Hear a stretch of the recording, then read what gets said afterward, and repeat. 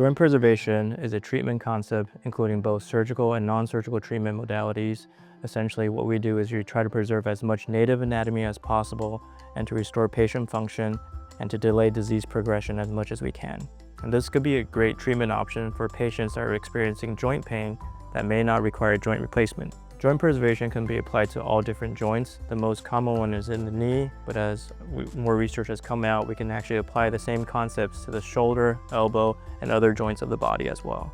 The beauty of a joint preservation approach is essentially we keep most of our native anatomy and we do not have any artificial components within our joint itself. Patients that undergo a joint preservation treatment can expect decreased pain, improved joint mobility, and a return to activities with minimal restrictions. A good candidate for joint preservation is someone that was previously active but currently limited due to pain around their joint.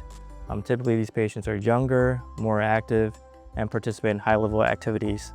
I think joint preservation is a great option for patients, mainly because we can individualize care for each of them and really tackle down the problem that's causing them to have discomfort.